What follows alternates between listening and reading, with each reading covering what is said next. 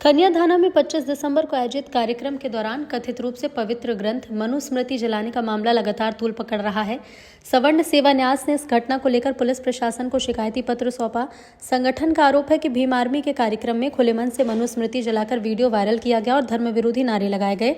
इससे धार्मिक भावनाएं आहत हुई और जातिगत तनाव फैलाने की कोशिश भी। सवर्ण आर्मी ने नामजद लोगों पर कड़ी कार्रवाई और एनएसए लगाने की मांग की है। साथ ही कार्रवाई न होने पर भूख हड़ताल की चेतावनी दी है। उसके विरोध में हम ज्ञापन देने आए, क्योंकि जो मनुस्मृति है उसको क्यों किस लिए जलाया गया, फिर तो जानकारी प्राप्त हो कि हमारे धर्म ग्रंथों से क्यों खेला जा रहा है। जब 1950 से संविधान लागू हो चुका था, देश संविधान से चल रहा है, फिर कन्यादान में खुले मंच से मनुस्मृति जलाने का कारण क्या है? प्रशासन के सामने प्रशासन मौजूद था। उससे हमारा जो प्रदेश के अंदर जातवाद की दो वर्गों में संघर्ष हो रहा है और वर्ग संघर्ष की स्थिति बनती चली आ रही है आए दिन। तो हमारे प्रशासन से निवेदन है कि जिन लोगों द्वारा यहाँ पर मनुस्मृति जलाई गई है उन पे एनएसए कार्रवाई की जाए, उनको एफआईआर दर्ज की जाए। उस दिन प्रशासन ने क्यों नहीं रोका? क्या आप सामने जल्दी मंच के सामने तो वो हमने बात की कि आपने क्यों नहीं रोका, तो अगर कोई रोकने वाले कोई विरोध करने आए नहीं था, आप आज आए तो हम एफआईआर दर्ज करेंगे उस पर। केवल सनातन धर्म के धर्म ग्रंथों के साथ ये खिलवाड़ हो रही है, आप इसको कैसा मानते हैं?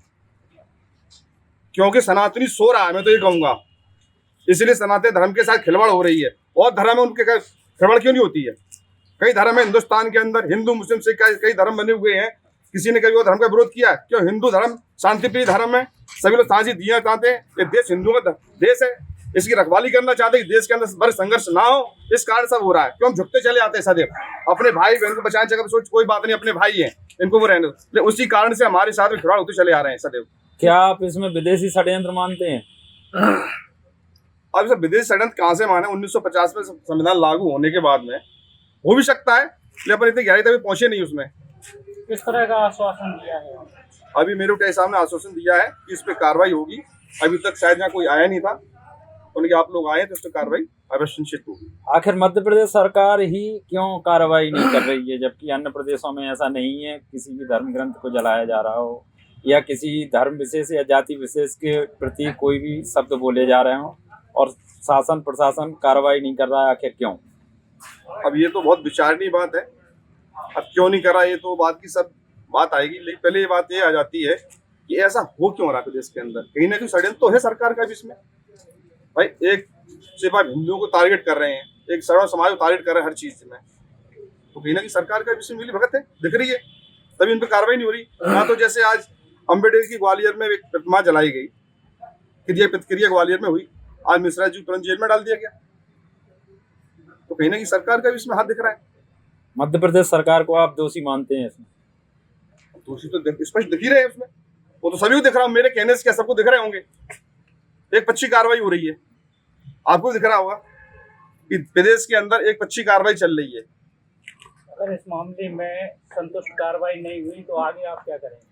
अगर इस मामले में संतुष्ट कार्रवाई नहीं होती है तो कुछ समय के अंदर हम शिवपुरी एसपी कार्यालय पे भूख हड़ताल करेंगे बैठ के, सभी हमारे समाज के साथी। 25/12/25 को उस संबंध में ज्ञापन दिया है, उस पर जो है भ्रष्ट अधिकारियों से चर्चा कर जो उचित कार्रवाई होगी वो की जाए। उस दिन स्थानीय प्रशासन था मौजूद और अनुमति दे के सभा कराई गई थी। फिर जब धर्म ग्रंथ जलाया जा रहा था तो स्थानीय प्रशासन ने रोका क्यों नहीं? अगर ऐसा है तो उसमें देख करके वीडियोग्राफी में और कार्रवाई करेंगे। स्थानीय प्रशासन ने उस दिन वीडियोग्राफी कराई थी और धर्म ग्रंथ मंच से जलाया जा रहा था, तब स्थानीय प्रशासन ने उसी दिन क्यों नहीं रोका? वीडियोग्राफी देखेंगे, फिर उसके बाद जो भी उचित कार्रवाई होगी वो करेंगे। धन्यवाद।